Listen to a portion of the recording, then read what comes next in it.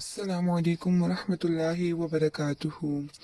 صحابہ کرام رضی اللہ تعالی عنہ کو آپ صلی اللہ علیہ وسلم کو دعوت پر بلانے کا اشتیاق حاصل ہوتا ہے۔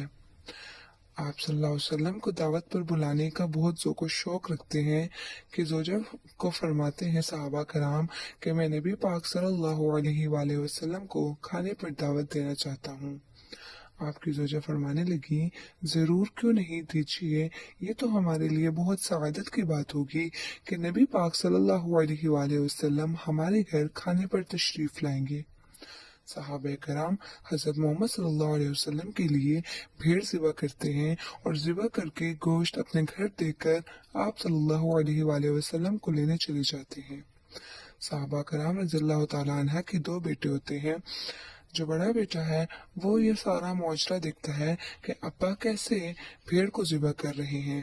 اپنے چھوٹے بھائی سے کہنے لگتا ہے کہ کاش تم بھی ہوتے تو دیکھتے ابا نے کیسے بھیڑ ذبح کیا، بہت مزہ آیا، میں تمہیں بتاؤں کہ ابا نے بھیڑ کیسے ذبح کیا تھا۔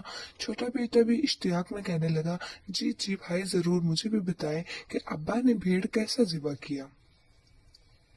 بڑا بھائی چھری لے کر اس کے گردن پہ رکھ دیتا ہے اور اس کا گلا کاٹ دیتا ہے۔ اتنے میں اس کی چیخو پکار کی آوازیں اس کی ماں کے پاس جاتی ہیں اور اس کی ماں جب دوڑی بھاگی دیکھنے آتی ہے تو کیا دیکھتی ہے کہ چھوٹا بیٹا لہو لہان ہے اور مر چکا ہے۔ بڑا بیٹا ماں سے ڈر کے اوپر چھت پر بھاگ جاتا ہے اور چھت سے نیچے گر کر اس کی بھی جان چلی جاتی ہے۔ ان کی ماں بہت روتی ہے لیکن آپ صلی اللہ علیہ وآلہ وسلم کے لیے کھانا تیار کرنے میں لگ جاتی ہیں۔ وہ کہتی ہیں کہ میرے نبی پاک صلی اللہ علیہ وآلہ وسلم کے کھانے میں کوئی کوتاہی نہ ہو۔ وہ دونوں بیٹوں کو اٹھا کر کمرے میں رکھ دیتی ہیں اور ان کے اوپر ایک چادر ڈال دیتی ہیں اور نبی پاک صلی اللہ علیہ وآلہ وسلم کے اہتمام کی تیاری میں دوبارہ سے لگ جاتی ہیں۔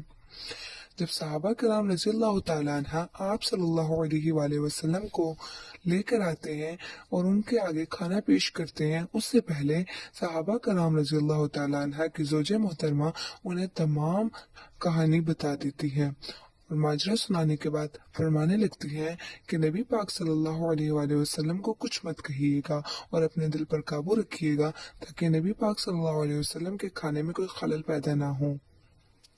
آپ صلی اللہ علیہ وآلہ وسلم جیسے ہی پہلا لقمہ کھانے لگتے ہیں تو اللہ تعالیٰ حضرت جبرائیل علیہ السلام کو آپ صلی اللہ علیہ وآلہ وسلم کے پاس بھیجتے ہیں اور انہیں کہتے ہیں کہ انہیں کہیے اپنے دونوں بیٹوں کو بلائیے، میں ان کے بغیر کھانا نہیں کھاؤں گا۔ آپ صلی اللہ علیہ وسلم صحابہ کرام کو فرمانے لگتے ہیں کہ جائیے اپنے دونوں بیٹوں کو بھی بلائیے، میں انہی کے ساتھ کھانا کھاؤں گا۔ صحابہ کرام رضی اللہ تعالیٰ عنہ فرمانے لگتے ہیں یا رسول اللہ وہ تو چھوٹے بچے ہیں، وہ باہر کھیل رہے ہیں، نہ جانے کب آئیں گے، جب وہ آئیں گے تب وہ کھا لیں گے، آپ آرام سے کھانا کھائیے۔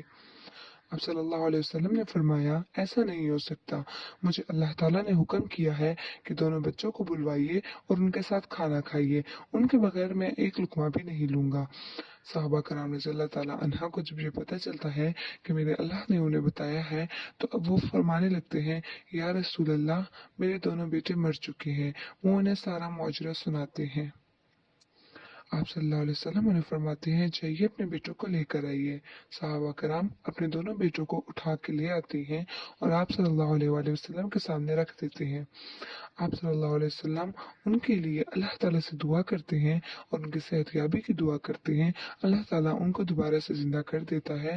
یہ ہے میرے نبی پاک صلی اللہ علیہ وسلم کے معجزات۔ بعض علماء کرام فرماتے ہیں کہ آپ صلی اللہ علیہ وسلم کو 400 معجزات سے نوازا گیا۔ جب آپ صلی اللہ علیہ وسلم کو غزوہ میں بھی معجزات سے نوازا گیا، جب کسی غزوے میں مسلمان فوجی کو چوٹ لگ جاتی، زخم آ جاتا تو آپ صلی اللہ علیہ وسلم انہیں ٹھیک کر دیتے، یہاں تک کہ اس زخم کا نشان بھی نظر نہ آتا۔ سبحان اللہ، یہ ہے میرے نبی پاک صلی اللہ علیہ وسلم کے معجزات اور یہ ہے میرے نبی پاک صلی اللہ علیہ وسلم کی شان۔ جزاک اللہ خیر، اللہ حافظ۔